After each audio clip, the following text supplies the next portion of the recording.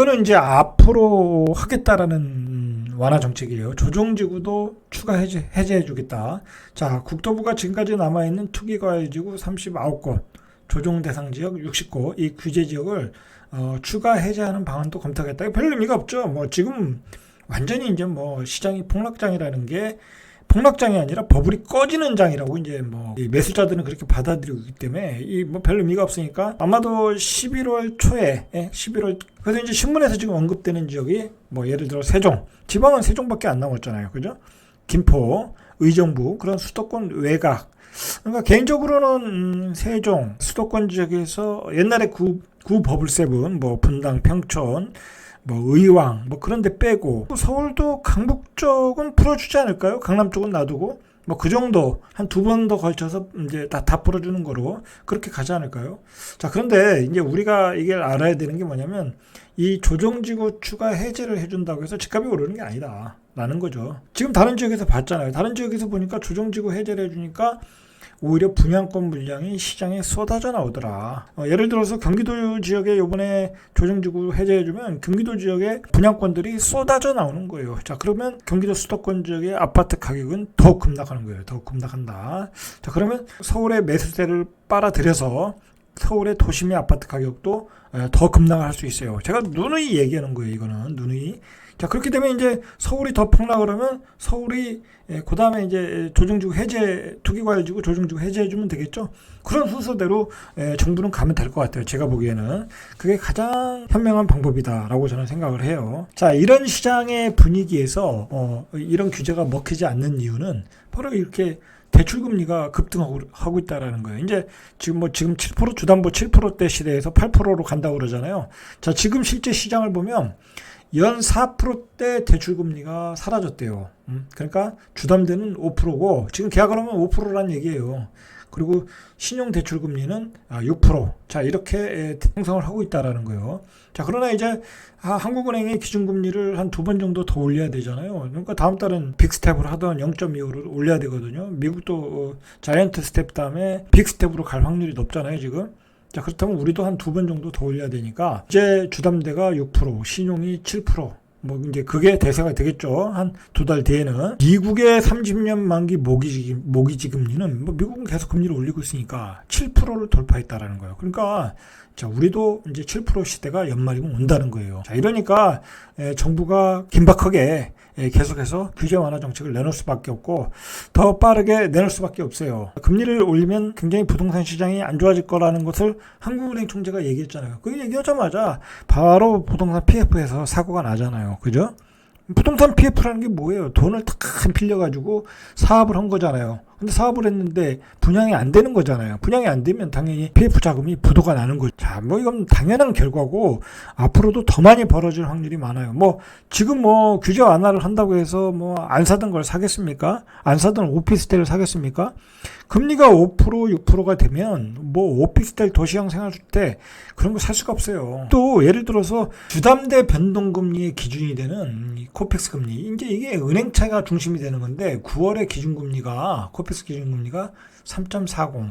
자, 10년 2개월 만에 최고치. 자, KB은행을 보니까 지난 18일부터 신규 코펙스 기준 주담대 변동금리가 연 4.65에서 6.05에서 5.09에서 6.49. 그러니까 주담대가 5%가 대세가 된 거예요, 이게. 자, 우리은행도 하단이 5.24에서 상단이 6.04인데 하단이 5.68에서 6.48. 자, 이제 하단이 5.68이에요. NH농협은행도 하단이 4.50에서 하단이 4.94, 거의 5%에 가까웠다는 거죠. 이렇게 부담대 변동금리의 기준이 되는 코픽스 금리가 급등하고 있다는 거예요. 자, 이거 연말이면은 여기서 0.5에서 한 0.8, 뭐 그 정도는 더 오르겠죠. 이거 요즘 이제 작은 경색이 일어나는 원인 중에 하나가 이 한전채예요. 이 한전채의 금리가 5.9%, 거의 6%예요. 한전채는 뭐 확실하잖아요. 그냥 뭐 이거 부도날 위험이 없는 가장 보증하는 회사채잖아요. 자, 그런데 여기가 계속해서 채권을 발행하니까 여기서 돈을 다 빨아들이는 거야. 이게 그러니까 이게 돈이 지금 골고루 유통이 돼서 어떤 산업 전반이 돌아가야 되는데 한전채를 다 빨아들이는 거야. 여러분 생각해 보세요. 예를 들어 이게 뭐 5년이든 10년이든 내가 가지고 있어. 10년짜리 가지고 있어. 그럼 10년 동안 그냥 매년 6%씩이면 10년이면 60%잖아요. 그러면 이만한 상품이 어디냐고. 그죠? 이만한 상품 없어요. 지금 뭐 부동산을 사가지고 10년 안에 60% 올라간다는 보장이 있어요? 그거 없어요. 내가 지금 주식을 사가지고 10년 안에 60%가 올라간다는 보장이 있어요? 부도날지도 모르고. 근데 이만한 상품이 어디냐고. 그러니까 지금 한전채로 돈이 다 빨려 들어가고 있다는 거예요. 이게 문제예요. 근데 우리가 한전이 왜 이렇게 한전채를 발행하냐면 한전이 무지하게 적자를 내고 있잖아. 전기세를 못 올리니까 원전을 안 하는 석탄으로 돌리다 보니까 석탄과 뭐 휘발유, 뭐 천연가스로 돌리다 보니까 지금 엄청난 적자를 내고 있잖아요. 원화율 폭등 때문에. 자, 그러니까 이 전기세를 안 올리면 결국은 이런 부작용이 오는 거야. 시장의 어떤 그 돈의 흐름, 유통이 다 깨져버렸잖아요. 한전차 때문에. 어떻게 보면 이 전기세를 올리는 게 순리에 맞는 것 같아요. 안 그러면 이런 부작용 때문에 경제 전반에 시장의 구조가 흔들리고 있다라는 거야. 금리가 오르면서 이자 부담도 눈덩이처럼 불어나고 있다. 한전이. 자, 한전이 올해 상반기에만 이자 비용으로 5,199억 원.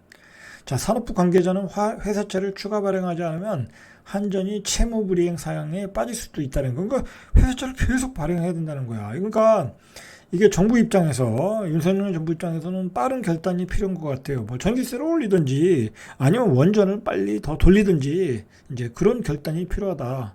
안 그러면 한전 적자 나면 계속 회사채 발행하고 시중에 돈은 한전이 5%, 한 6%대로 빨아들이면 다른 회사채는 7%, 8%, 10%를 내놔야 된다는 거야. 10%도 요즘 안 팔리지만. 이게 국민들이 전기세가 오른다니까 못 올리고 있는데 이게 오히려 피해를 주고 있다라는 거야.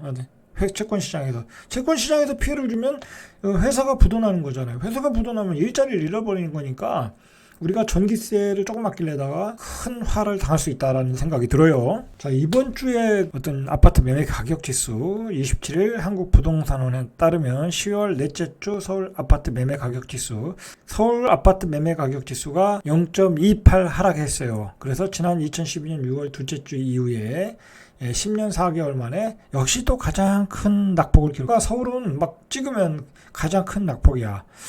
자, 대표적으로 많이 빠진 아파트를 하나 꼽아보니까 서울 송파구의 신천동 파크리오 전용민족 144제곱미터 이달 초에 25억 원에 실거래됐대요.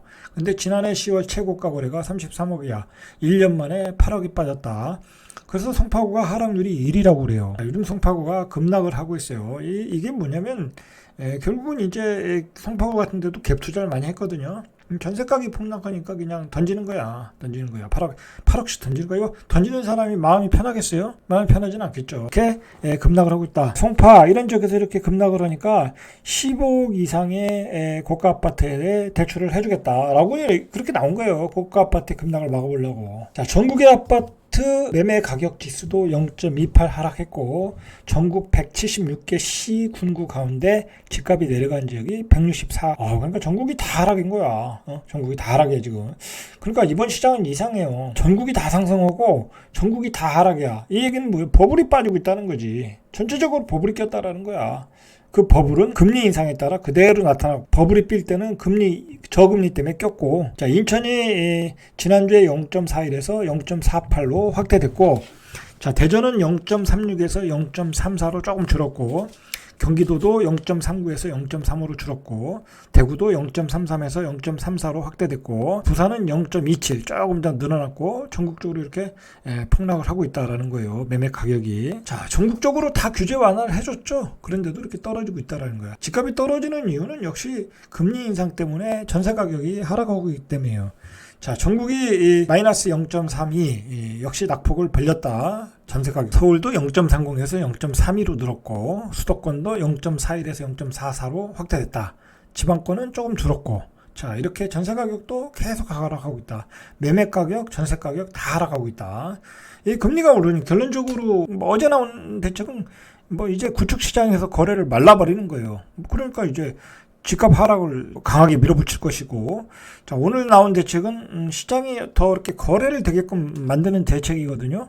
조금 이제 완화시키는. 어제는 가격을 하락시키는 정책이라면 대책이라고 한다면 오늘 정책은 그걸 연착륙하게끔 하는 정책인데 이 정도 규제 완화는 어렵죠. 왜냐하면 오늘 나온 정책이 다 대출 완화인데 뭐 지금 시장의 고금리인데 그게 뭔 의미가 있겠어요. 그죠? 의의는 시장의 어떤 그동안 규제했던 정책을 다 정상화한다. 이제 그런 정도의 의의라고 보고 이제 앞으로 전면적인 규제 완화로 이제 가는 게 어떤 윤석열 정부의 목표가 아닌가.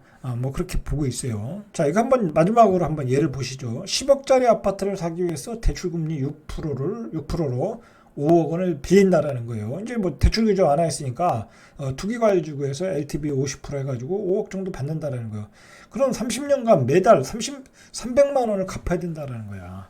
자, 이거 원리금까지 포함해서 이거 가능하겠어요? 이제 장기 경기 불황으로 간다고 봐야 되거든요. 이제 우리나라도 뭐 세계가 글로벌하게 이제 장기 경기 불황 L자형으로 간다는 상황으로 볼 때 이거 뭐 매달 300만 원씩 갚아나갈 수 있겠냐고. 그게 쉽지 않겠죠. 집값이 급등할 때 계속 경제가 우상향할 때는 이 대출을 갚는 재미가 있어요. 왜냐면 집값이 계속 올라가니까 뭐 그걸 팔아서 노후를 보장한다고 생각하면 되는데 집값은 안 올라가는데 매달 300만 원 내라는 거야. 그거 되겠어요? 안 되겠죠. 자, 그러니까 오늘 나온 규제 하나는 뭐 별 의미가 없다. 뭐 그렇게 결론을 내리겠습니다. 이상 절대값 투비의 명품 PD 한 PD였습니다.